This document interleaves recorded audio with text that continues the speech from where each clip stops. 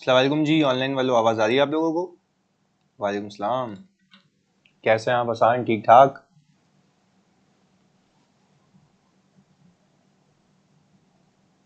Okay जी, good. हाँ जी, यहाँ तक क्लियर है आपका कैश एंड बैंक? अच्छा मुझे बता दो, याद करा दो कि हमने कल की क्लास तक किस हद तक असर्शंस को देख लिया था, किस हद तक असर्शन को देख लिया था और कितनी असर्शंस देख ली थी, ये बता दो प्लीज जल्दी से।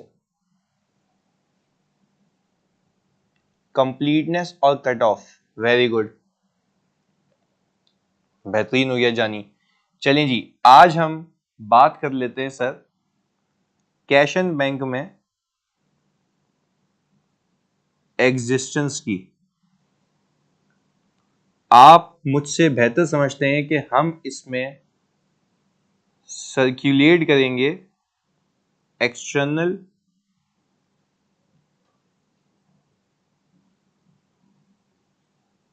कंफर्मेशंस।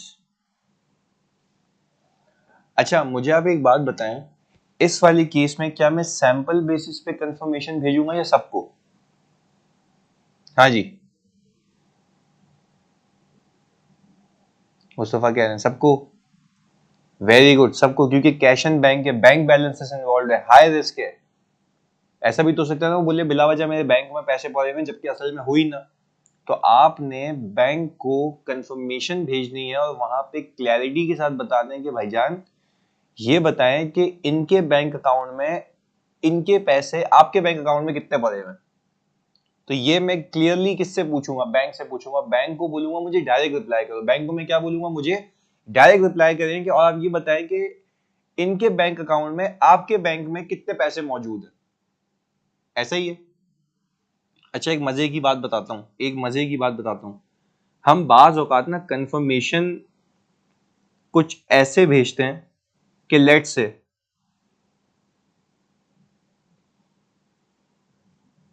फोकस होके देखिएगा। लेट से मैंने कहा कि भाई मैंने ये कंफर्मेशन भेजी है एमसीबी को।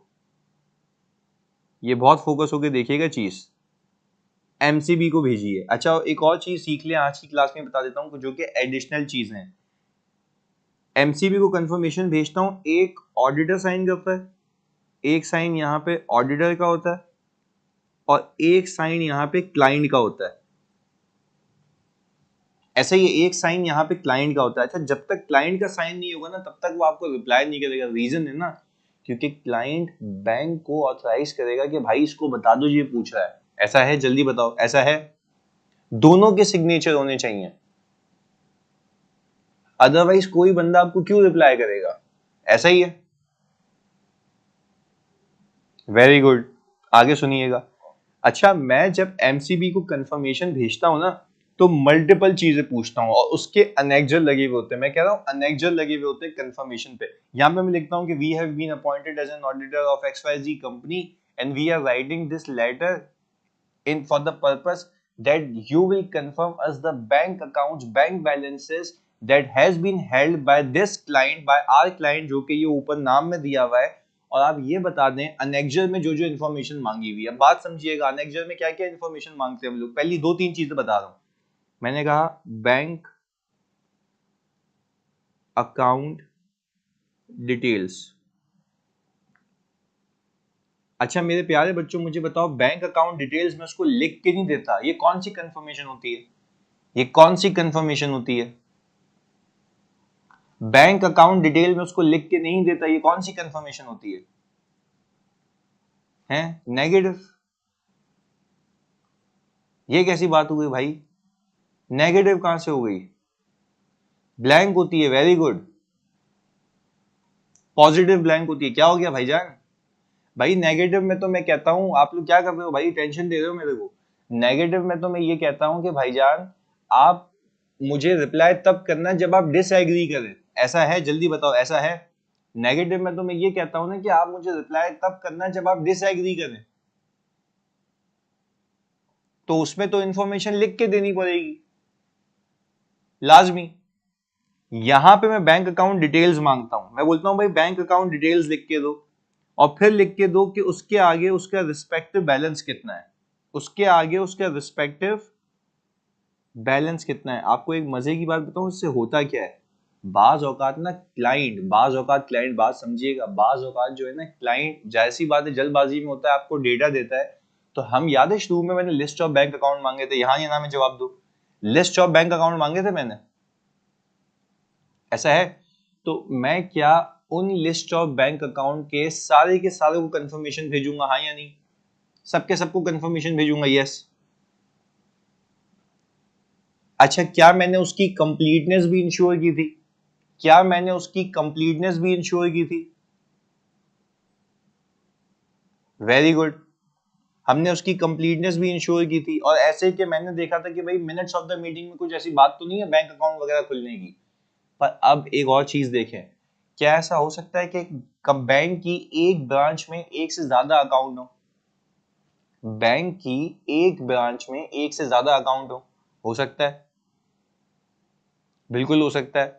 तो मुझे आप एक बात बताएं, क्या ऐसा हो सकता है कि क्लाइंट आपको जो अकाउंट बताए, मेरी बात को फोकस होकर सुनना, क्लाइंट आपको जो अकाउंट बताए उस ब्रांच का, उसमें एक की जगह 3 हो।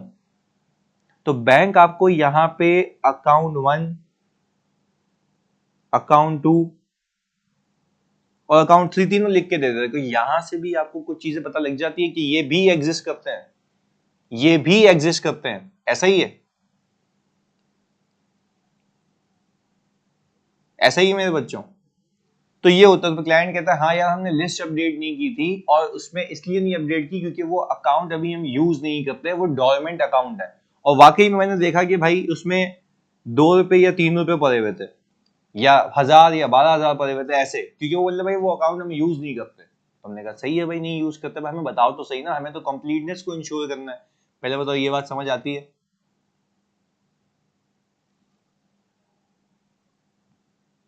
ऐसा ही है।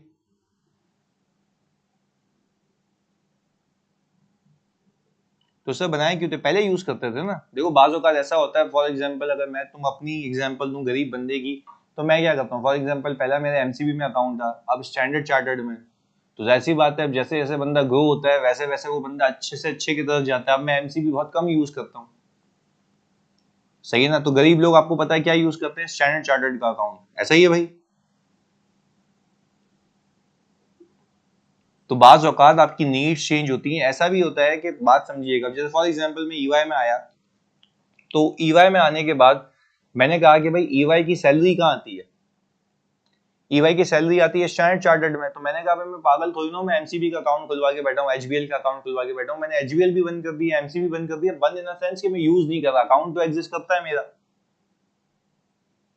सही है। तो ये वजह होती हैं, बिजनेस नीड्स होती हैं। बाज़ औक़ात आपका कस्टमर का अकाउंट, आप मुझे बताएं, आप खुद मुझे बताएं, अगर आपके कस्टमर का अकाउंट किसी एक बैंक अकाउंट में है और आप दूसरा बैंक अकाउंट लेके बैठे हुए, तो क्या हिंड्रेंस आती है क्लियरेंस की, चेक की क्लियरेंस की हिंड्रेंस आती है, 1-2 दिन लगते हैं, बिल्कुल लगते हैं, वो क्लियरिंग में चला जाता है। तो अब इस चीज से भी बचने के लिए बंदा बोलता है भाई एक ही अकाउंट रख लो। तो मल्टीपल पर्पसेस होते हैं, मतलब ऐसे आप इसको जॉट डाउन नहीं कर सकते, सही है। अच्छा खैर आगे सुने, कंफर्मेशन में मैं ये आपको एडिशनल चीजें बता रहा हूँ जो आपको कंफर्मेशन के लेक्चर में भी नहीं मिलेगी इधर। फिर कंफर्मेशन के अनेक्जर में, एक और चीज होती है, मैं इसी बैंक को बोलता हूं क्या इस कंपनी ने आपसे लोन लिया हुआ है, रनिंग फाइनेंस ली हुई है। अच्छा सर मैं ऑडिट किसका कर रहा हूँ, कैश एंड बैंक का, जल्दी बताओ मैं ऑडिट किसका कर रहा हूँ, कैश एंड बैंक का, बैंक बैलेंसेस का। पर मैं जब कंफर्मेशन भेज रहा हूँ तो क्या लोन के लिए अलग से भेजूंगा या एक साथ भेज दूंगा? हाँ जी, एक साथ भेज दूंगा। बैंक कंफर्मेशन, लोन कंफर्मेशन तो एक साथ जाएगी ना। तो वो अनेक्जर में आपको लोन भी बता देगा और रनिंग फाइनेंस भी बता देगा, यानी लोन हो गया long term loan, running finance short term loan हो गया। अच्छा फिर अनेक्जर में मैं एक और चीज पूछूंगा, क्या कोई चार्ज क्रिएट हुआ है, क्या कोई सिक्योरिटीज रखी हुई हैं, क्या ऐसी कोई कंडीशन है कि बैंक में इतना बैलेंस मेंटेन करना है, क्या बैलेंस पे कोई रिस्ट्रिक्शन है। तो ये सारी जो पाबंदियां हैं ये कौन बताएगा मुझे, हाँ जी सारी पाबंदियां कौन बताएगा, कि सिक्योरिटीज जो भी जमा की हुई है, किसकी प्रॉपर्टी मॉर्गेज हुई हुई है, नहीं डेट कोवेनेंट्स नहीं, गलत गलत बिल्कुल गलत, ये दो मिक्स कर रहे हैं आप, दो मिक्स कर रहे हैं। ये जो चार्जेस हैं, चार्जेस का मतलब ये होता है कि भाई मैंने हाइपोथिकेशन चार्ज क्रिएट किया। अब लेट्स से एक कंपनी है जो ट्रेडिंग बिजनेस करती है, उसने लोन लिया, बात समझिएगा, उसने लोन लिया। तो क्या लोन बैंक आपको ऐसे ही देता है या वो आपसे सिक्योरिटी रखता है? सिक्योरिटी रखता है, सिक्योरिटी रखता है ना। तो अगर बैंक आपसे सिक्योरिटी रखता है तो उसके एवज आप अपनी चीज कोई गिरवी रखवाते हैं। इवन आपको पता है अपने रिसीवेबल्स भी गिरवी रखवाते हैं, इन्वेंट्री भी गिरवी रखवाते हैं। तो आप कहते हैं कि भाई मिनिमम इतनी इन्वेंट्री तो मेंटेन करनी है, क्योंकि बैंक ये बोलेगा अच्छा भाई अगर इतनी मिनिमम इन्वेंट्री मेंटेन नहीं करोगे तो फिर मेरी सिक्योरिटी क्या रही। ऐसा ही है। और ये सारी चीजें इसलिए कर रहा हूं, मैं आपको मकसद भी बता देता हूं। ये सारी चीजें इसलिए कर रहा हूं, ये सारी चीजें इसलिए कर रहा हूं कि क्या चार्ज क्रिएट हुआ है, क्या सिक्योरिटीज रखवाई हुई है, सारी चीजें फाइनेंशियल स्टेटमेंट्स में क्या होनी चाहिए, डिस्क्लोज होनी चाहिए। फाइनेंशियल स्टेटमेंट्स में क्या होनी चाहिए, डिस्क्लोज होनी चाहिए। तो जब मेरे बच्चों फाइनेंशियल स्टेटमेंट में डिस्क्लोज होनी चाहिए तो आपकी एक असर्शन होती है प्रेजेंटेशन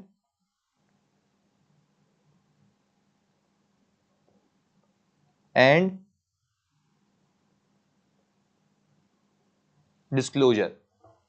प्रेजेंटेशन एंड डिस्क्लोजर की असर्शन भी यहीं से काम हो जाएंगे आपके।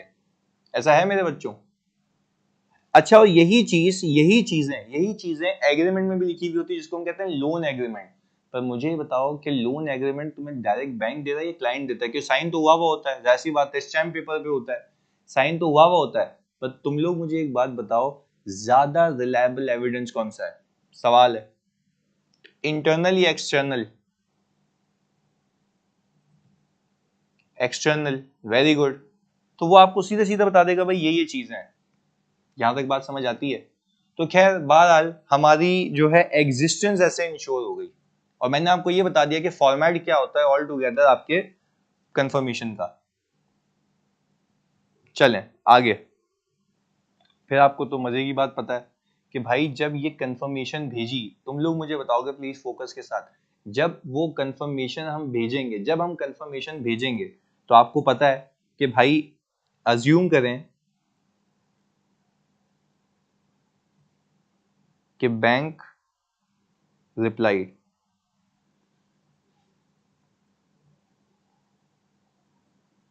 बैंक ने रिप्लाई कर दिया। अभी बहुत इंटरेस्टिंग चीजें हैं। बैंक ने अगर रिप्लाई कर दिया, सही है जी, तो आपको बैंक ने एक बैलेंस कंफर्म किया। बैंक ने एक बैलेंस कंफर्म किया, सही है जी। और इसको हम कहते हैं अंग्रेजी में इवेल्युएट द बैलेंस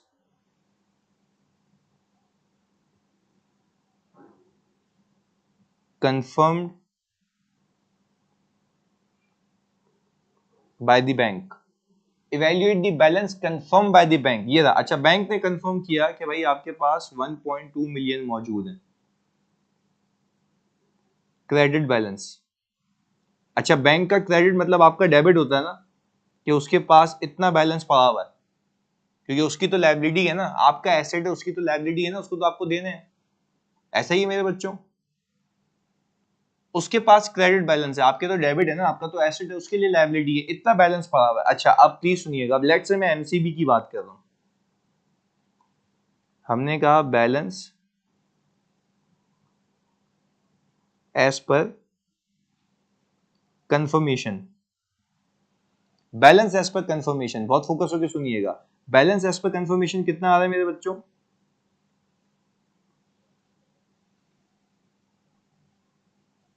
1.20। अच्छा, बैलेंस एज पर,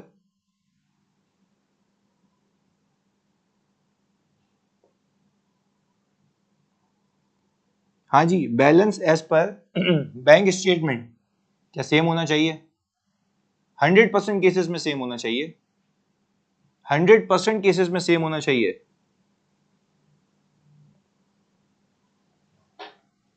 ऐसा है, 100% केसेस में सेम होना चाहिए मेरे बच्चों, balance as per bank statement. अच्छा, रीजन है ना, बैंक स्टेटमेंट भी कहां से आती है? लिख के बताओ, बैंक स्टेटमेंट भी कहां से आती है? बैंक से ही आती है ना। बैंक से ही आती है ना। पर एक बात समझिएगा, बैंक स्टेटमेंट मेरे बच्चों अगर बैंक से आती है तो मेरा समझाने का तुम्हें मतलब ये है कि मैं मानता हूं बैंक से आती है, सही जी। अभी एक मिनट, सबर सबर, होल्ड ऑन। बैंक स्टेटमेंट भी बैंक से ही आती है ना, पर वो तुम्हें डायरेक्ट नहीं आती है, वो तुम्हें क्लाइंट निकाल के देता है। क्या वो एडिट हो सकती है? क्या वो एडिट हो सकती है? यस। तो इसीलिए ये सिखाने का मकसद ये था कि इवन दो आपके पास लेजर में जो भी बैलेंस आ रहा है, बैंक स्टेटमेंट से वेरीफाई करके आप ये तो कह सकते हैं सबूत मिल गया, पर वो लेस रिलायबल है। पहले बताओ, ये बात समझ आती है? वो लेस रिलायबल है। आपने डायरेक्ट कंफर्मेशन मांगनी है तो आपने इसको मैच किया। अच्छा, फिर आपके पास आ गया balance as per GL. Balance as per GL, balance as per GL हमने कहा वो आ रहा है 9 लाख, वो आ रहा है 9 लाख रुपए। अच्छा, अब जरा मेरी बात को ना फोकस होकर सुनिएगा और समझिएगा। अब मैंने जैसे ही कंफर्मेशन का रिस्पॉन्स आया, मैंने क्या किया? Evaluate the balance confirm by the bank. कितना है वो? लिख के बताओ कितना है वो। Evaluate the balance confirm by the bank, कितना है वो? 1.2 मिलियन। और फिर लिखा मैंने and compare it with balance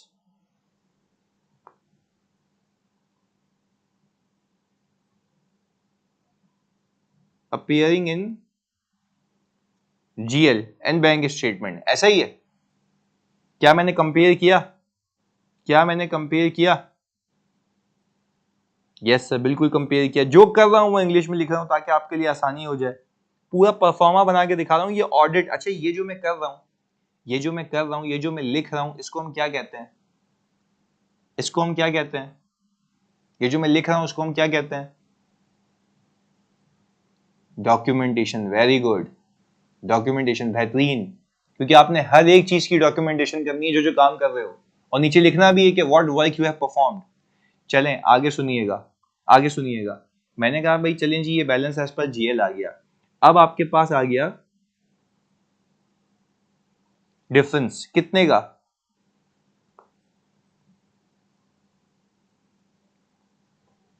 3 lakh रुपए का। ऐसा ही है? डिफरेंस कह लें या रिकॉन आइटम्स कह लें, रिकनसाइलिंग आइटम्स।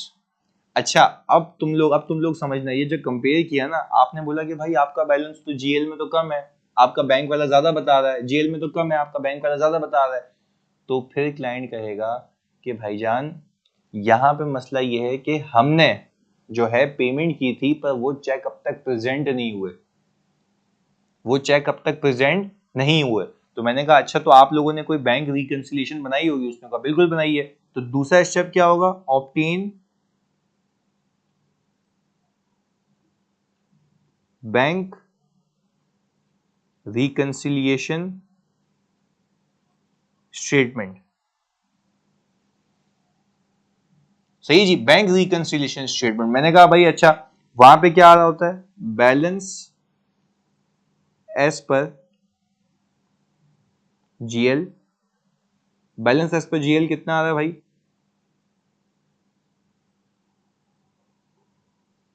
9 लाख रुपए। अच्छा, अब हम कह रहे हैं कि भाई बैलेंस एज पर जीएल पे आप एड बैक कर दें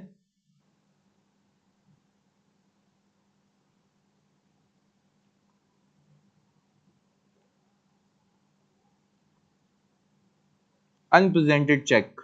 सही जी। अच्छा, यहाँ पे चेक का नंबर भी आ रहा होता है 1024, ये नंबर आ रहा है।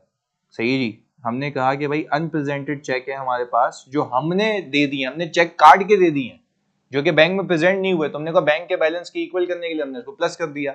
या तो आप यहां पे शुरू कर लें यूं, balance as per bank statement, इसको आप ये कर लें, ये ज्यादा आसान है, 1.2 मिलियन, और ये आप लेस कर दें, क्योंकि आप कहेंगे कि भाई हमें अपने बैलेंस पे पहुंचाना है ना इसको। जनरल लेजर, जीएल का मतलब है जनरल लेजर, जो आपके अकाउंट्स में आ रहा है, जो जीएल में आ रहा है वही आपके टीबी में आ रहा है, टीबी से एफएस में आ रहा है। ऐसा ही है। अच्छा, अनप्रेजेंटेड चेक, अनप्रेजेंटेड चेक का मतलब है मैंने चेक काट के दे दिया, तुम मुझे बताओ क्या मैं एंट्री चेक काटने पे बनाऊंगा या क्लियर होने पे बनाऊंगा?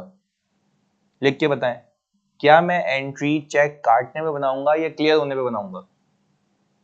गलत यार, चेक काटने पे बनाऊंगा, गलत, काटने पे बनाऊंगा। अच्छा, ये तो सिखा रहा हूं, तभी तो बैंक रिकंसिलिएशन स्टेटमेंट बनती है। कट ऑफ का यही तो इशू है। बात समझ आ रही है? चेक काटने का मतलब ये कि आपने चेक लिख के फाड़ के उसको दे दिया, आपने बोला भाई मेरी लायबिलिटी खत्म, अब वो क्लियर कब कराता है उसमें मेरी क्या गलती है? ऐसा है मेरे बच्चों? चलें, गुड, आगे सुनिएगा। हमने कहा अनप्रेजेंटेड चेक हमने क्या किए, लेस कर दिए इसमें से, और हमने कहा कि अज्यूम करो वो 4 लाख रुपए के, अज्यूम करो वो 4 लाख रुपए के। मैंने कहा यार ये तो डिफरेंस फिर भी रह गया, फिर भी रह गया कितने का, 1 लाख रुपए का। हमने कहा भाईजान 1 मिनट,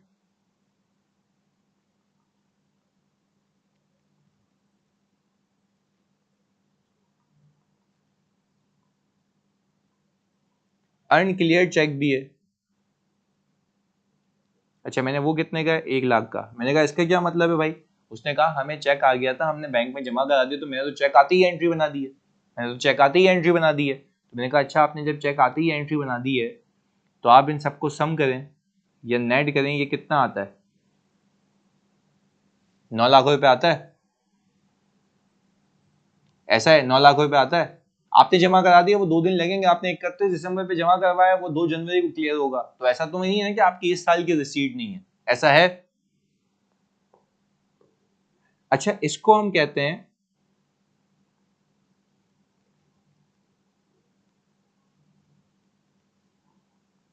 क्या कहते हैं भाईजान? रिकॉन नहीं, रिकनसाइलिंग आइटम्स। क्या कहते हैं? Reconciling items. ये कहलाते हैं हमारे रिकनसाइलिंग आइटम्स। ये वो आइटम्स हैं जिसकी वजह से हमारा बैंक का बैलेंस और लेजर का बैलेंस आउट है। रिकनसाइलिंग आइटम्स, पहले बताओ यहां तक बात समझ आती है? Obtain bank reconciliation statement. हाँ जी, जल्दी बताओ। अच्छा, दूसरी चीज देखिएगा, आपको प्रोसीजर लिखना सिखा रहा हूं ना मैं। दूसरी चीज देखिएगा, ऑब्टेन बैंक रिकंसिलिएशन स्टेटमेंट, ये आ गई। दूसरा आप लिखेंगे check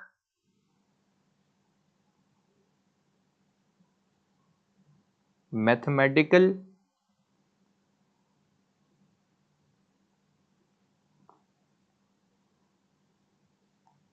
accuracy of the bank recon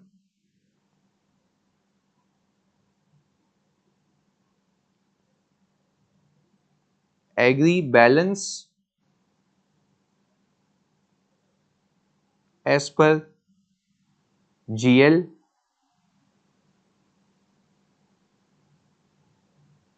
appearing in bank recon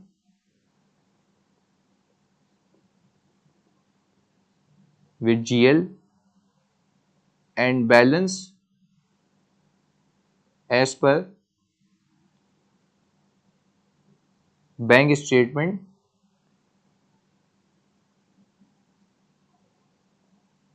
with bank statement.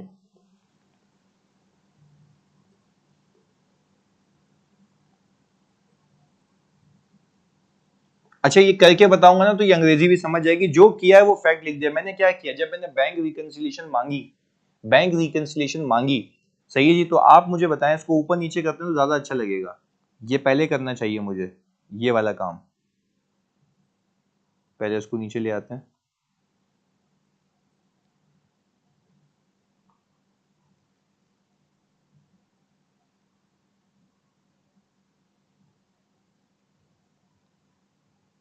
ये कर लेते हैं, ये हो गया 2, ये हो गया 3। आप मुझे एक बात बताएं, आप सीक्वेंस समझें। आपने कंफर्मेशन भेजी, कंफर्मेशन का रिप्लाई आया, आपने उस कंफर्मेशन के बैलेंस को किससे कंपेयर किया, जल्दी बताओ? जीएल से, ऐसा ही है? जीएल के बैलेंस से कंपेयर किया। अच्छा, जीएल के बैलेंस से कंपेयर किया, आपको डिफरेंस मिल गया। उन डिफरेंसेस को हम अंग्रेजी में कहते हैं रिकंसाइलिंग आइटम, ऐसा ही है? क्या वो एक से ज्यादा हो सकते हैं? क्या वो 200-300 भी हो सकते हैं? यस, बिल्कुल हो सकते हैं, बिल्कुल हो सकते हैं। अच्छा, अब मुझे एक बात बताओ, अब ये रिकंसाइलिंग आइटम्स क्या है, ये आपको पता है या मैनेजमेंट आपको बैंक रिकॉन के जरिए बताएगी? हाँ जी,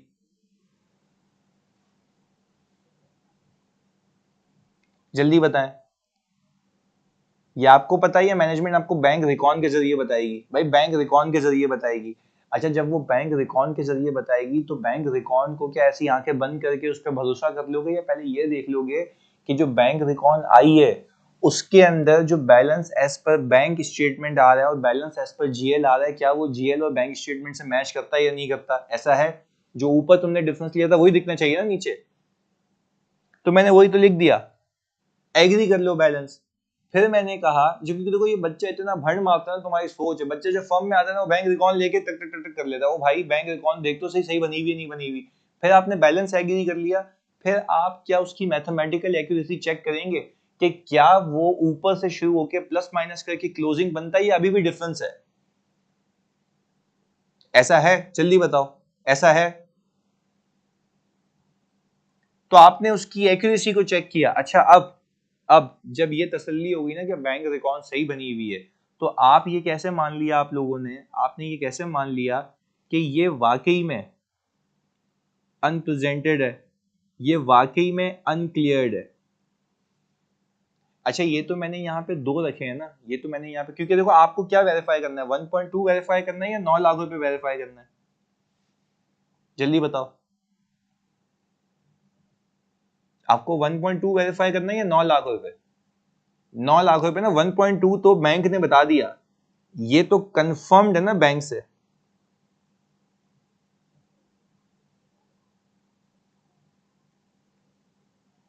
आपको तो ये वेरीफाई करना है, तो ये वेरीफाई करने के लिए क्या आपने ये वाली ट्रांजैक्शन और ये वाली ट्रांजैक्शन भी वेरीफाई करनी है? हाँ जी, वेरीफाई करनी है, ये वाली ट्रांजैक्शन बिल्कुल करनी है। तो यहां पे तो मैंने आपको सिर्फ दो रिकंसाइलिंग आइटम बताए। इन प्रैक्टिकल ये रिकंसाइलिंग आइटम 50 भी हो सकते हैं, 100 भी हो सकते हैं। तो इसके लिए हम करेंगे ये, select a sample of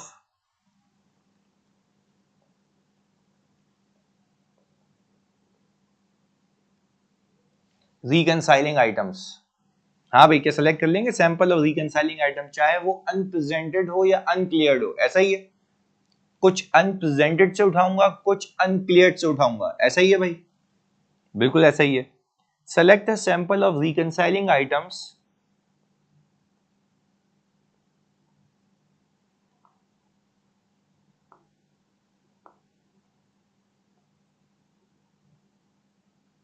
and trace from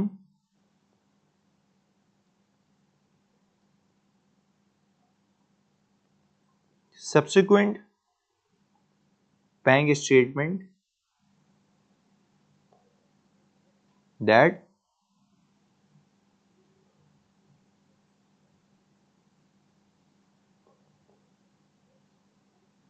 unpresented checks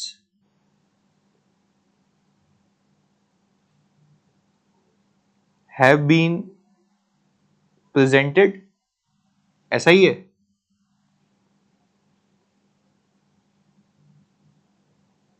And uncleared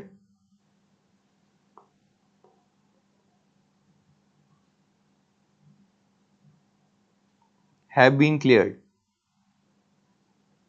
हाँ भाई, आप ये कैसे मेक श्योर करेंगे कि ये वाकई में अनप्रेजेंटेड थे? क्या अगले महीने क्लियर होते हुए दिख जाएंगे? हाँ जी, क्या अगले महीने क्लियर होते हुए दिख जाएंगे? ऐसा ही है। और जो अगला महीना है उसमें ये प्रेजेंट होते हुए भी दिख जाएंगे। तो आपने क्या करना है, सब्सिक्वेंट बैंक स्टेटमेंट उठानी है और देखना है क्या वाकई में ये क्लियर हुए, क्या वाकई में ये प्रेजेंट हुए या नहीं हुए। ऐसा ही है। जब तक तुम ऑडिट कर रहे थे और ये प्रेजेंट नहीं हुए, जब तक तुम ऑडिट कर रहे थे तो ये प्रेजेंट अगर नहीं हुए, तो फिर आपको ये पता होना चाहिए कि भाई क्योंकि ये प्रेजेंट नहीं हुए, तो लेट्स से एक एग्जांपल देता हूँ। एक सवाल आता है कि सर व्हाट इफ ये 4 लाख का चेक प्रेजेंट नहीं हुआ, कि ये 4 लाख का चेक प्रेजेंट नहीं हुआ, तो आप इस बंदे से स्पेसिफिकली भी पूछ सकते हो कि भाईजान ओ भाईजान आपको ये चेक मिला भी या नहीं मिला। तो बाज औकात ऐसा होता है, मैं तुम्हें सिखाता हूँ, बाज औकात ऐसा होता है कि क्लाइंट क्या करता है, प्लीज सुनना, क्लाइंट करता ही ये है, क्लाइंट करता ही ये है कि चेक काट के ना अपनी लायबिलिटीज को कम करने के लिए चेक काट के ना, अच्छा असल में पेमेंट नहीं करता, मैं बाव खुदा असल में पेमेंट नहीं करता, वो क्या भाई असल पेमेंट कब होगी, जब बैंक से पैसा जाए, इस बात को मानते हो। असल पेमेंट कब होगी जल्दी बताओ, जब बैंक से पैसा जाए, ऐसा ही है, असल पेमेंट तो तब होगी ना जब बैंक से पैसा जाए।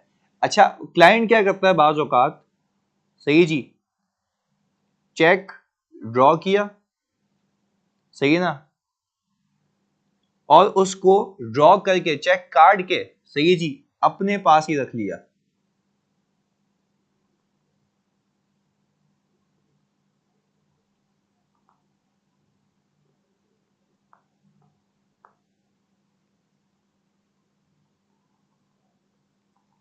अच्छा अब आपके पास जनवरी का महीना है, फेब का महीना है,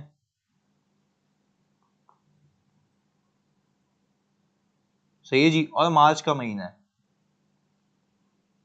इन तीनों में वो क्लियर नहीं हुआ, इन तीनों में वो क्लियर नहीं हुआ। अच्छा एक देखो यहाँ पे ये यूजर ने भंड मार दिया, ये जो भी हमारा बच्चा है, वो कह रहा पोस्ट डेटेड चेक। मैं आपको एक बात बताऊं, अगर पोस्ट डेटेड चेक हुआ तो उसकी एंट्री नहीं बननी चाहिए थी, इस बात को मानते हो।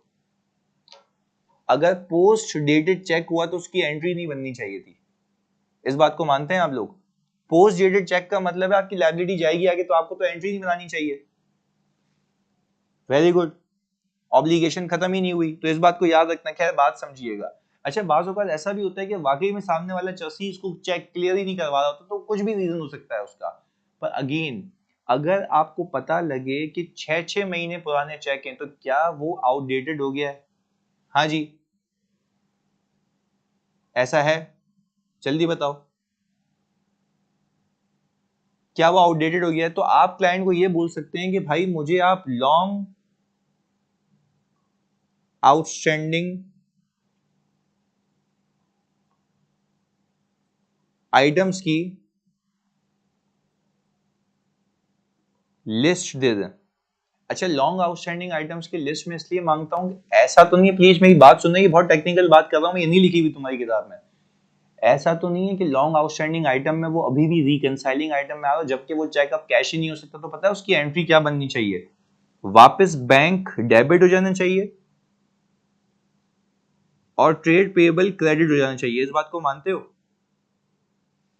इस बात को मानते हो? This is no more a reconciling item यार। रिकंसाइलिंग आइटम तब ना तुम कह रहे हो मैं तो निकाल चुका हूं बैंक से जाएगा, भाई मैं कह रहा हूं अब तो 6 महीने हो गए, अब तो 6 महीने हो गए, वो तो आउटडेटेड हो गया, अब उसको वापस बैंक बैलेंस में ले आओ। तो सर मुझे बताओ फिर वापस लायबिलिटी कब पे करूंगा, वापस लायबिलिटी कब मैं खत्म करूंगा, और बैंक को कब क्रेडिट करूंगा, जब मैं क्या करूं, जल्दी बताओ।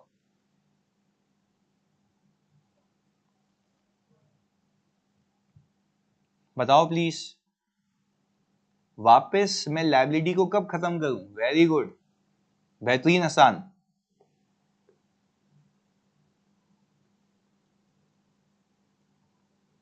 ये वापस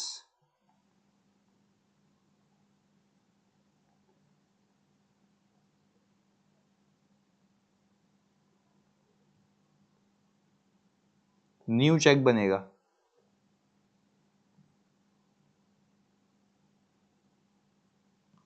ऐसा है मेरे बच्चों, न्यू चेक बनने पे हो जाएगा ये बात क्लियर है। हाँ जी, तो क्या इससे आपको तसल्ली बख्श आपका ये जो लेजर में बैंक का बैलेंस आ रहा है ये वेरीफाई हो जाएगा? हाँ जी, ये करने से, जल्दी बताएं, जल्दी बताएं।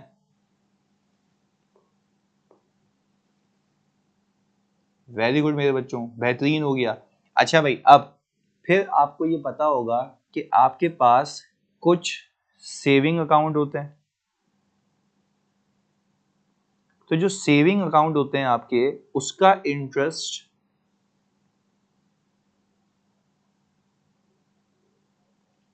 क्या आप बैंक स्टेटमेंट से देख सकते हैं? वो इंटरेस्ट तो आपका बैंक में ही गिर रहा होता है ना। अनप्रेजेंटेड का क्या करेंगे बेटा, अभी तो बताया। अनप्रेजेंटेड को भी सब्सिक्वेंटली देखोगे कि बाद में क्लियर हुए नहीं हुए, यानी प्रेजेंट हुए नहीं हुए, ऑन क्लियर्ड में भी यही होगा, दोनों तो बता दिए। हाँ जी, जो बैंक अकाउंट में मेरी इंटरेस्ट इनकम आ रही है, जो मैंने बैंक में सेविंग अकाउंट में रखी हुई है, क्या उस पे इंटरेस्ट बैंक अकाउंट में ही गिरेगा? ऐसा ही है। क्या उस पे इंटरेस्ट बैंक अकाउंट में ही गिरेगा? ऐसा ही है। तो आपको हर महीने के आखिर में वो दिख रहा होगा कि ये इंटरेस्ट आया, ये इंटरेस्ट आया, ये इंटरेस्ट आया, तो वहां पे जाके बैंक स्टेटमेंट लेके आप वेरीफाई कर लें। अच्छा, और एक और तरीका ये होता है कि ऑप्टेन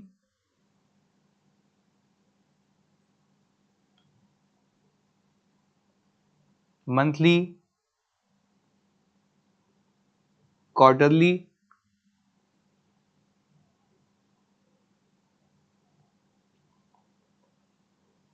हाफ ईयरली या ईयरली, जैसा भी उसका मुआहदा हुआ है, रेट लिस्ट फ्रॉम मैनेजमेंट। अच्छा मुझे बताओ, क्या क्लाइंट की बैंक स्टेटमेंट का बैलेंस तुम सॉफ्ट में कन्वर्ट कर सकते हो? यस सर, पीडीएफ को सॉफ्ट में कन्वर्ट कर लो। क्या तुम्हें हर दिन का बैलेंस मिल जाएगा? क्या तुम्हें हर दिन का बैलेंस मिल जाएगा बैंक का? यस मिल जाएगा। तुम क्लाइंट को बोलो कि भाई जो तुम्हारा मुआहदा हुआ है ना बैंक से, और जो तुम्हारे हर महीने का रेट डिसाइड होता है, वो ईमेल भेज दो मुझे। वो ईमेल भेज दो मुझे। अब वो मंथली भी हो सकता है, क्वार्टरली भी हो सकता है, हाफ ईयरली भी हो सकता है। तो क्या आप लोग इंटरेस्ट कैलकुलेट कर सकते हैं आराम से? 100% इंटरेस्ट, 100% इंटरेस्ट, क्योंकि आपके पास हर दिन का बैलेंस है। एक कॉपी पेस्ट करके फॉर्मूला लगाओ, वो खुद निकाल के दे देगा आपको। पहले बताओ, ये बात समझ आती है? भाई बैंक स्टेटमेंट में हर दिन का बैलेंस आ रहा होता है। क्या बैंक स्टेटमेंट में हर दिन का बैलेंस आ रहा होता है? बिल्कुल आ रहा होता है। तो आप चाहें तो हर दिन के बैलेंस पे एक एक करके लगाएं। भाई एक दिन का आखिरी बैलेंस इतना, तो उस पर एक दिन का इंटरेस्ट इतना, एक दिन का आखिरी बैलेंस इतना, तो उस पर एक दिन का इंटरेस्ट इतना। तो आप खुद भी कैलकुलेट कर सकते हैं। तो दो तरीके हो गए। या तो आप सिंपल एक काम करें कि भाई बैंक स्टेटमेंट में जो पैसे गिर रहे हैं उसको आप प्लस करते रहें। दूसरा तरीका ये कैलकुलेट कर लें। अच्छा, आपको यूजुअली ईयर एंड के लास्ट मंथ का रिकैलकुलेट करना होता है, बिकॉज वो रिसीव नहीं हुआ होता, वो अक्रू हुआ हुआ होता है। ऐसा ही है, क्योंकि वो रिसीव तो अगले महीने होगा नहीं, अगले साल होगा।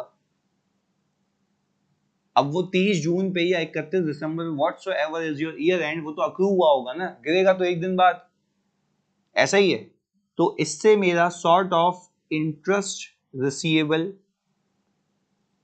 ऑन बैंक बैलेंस भी वेरीफाई हो जाता है, ये भी वेरीफाई हो जाता है। ऐसा है।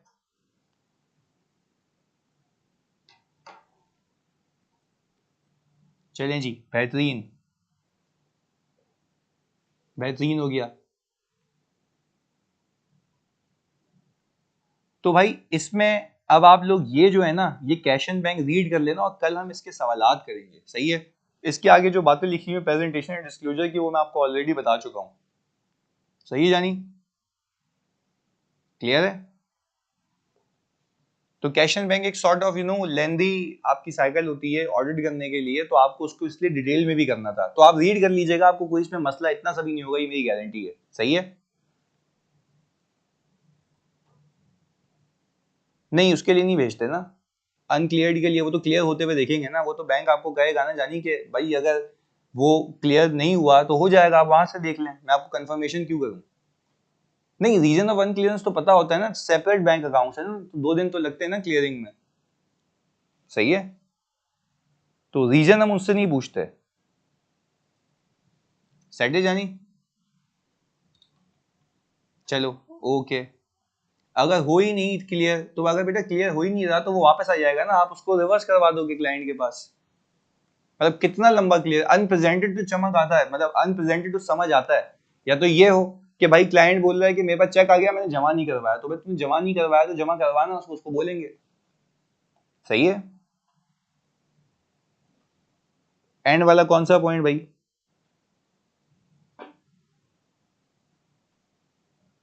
भाई अगर आपका ईयर एंड 31 दिसंबर है, तो बैंक आपको 31 दिसंबर का इंटरेस्ट 31 दिसंबर के उसी दिन दे देगा, या एक दिन बाद देगा? दिसंबर के महीने का एक दिन बाद देगा ना। तो या तो आप सब्सिक्वेंट बैंक स्टेटमेंट से उस इंटरेस्ट को वेरीफाई कर लें, या वो खुद ही कैलकुलेट कर लें। ये बताया मैंने मोहिश। तो उससे इंटरेस्ट रिसीवेबल भी वेरीफाई हो जाता है ना। 31 दिसंबर पे तो वो इंटरेस्ट रिसीवेबल होगा ना इनकम के साथ। क्लैरिटी है मोहिश? बात क्लियर है जानी?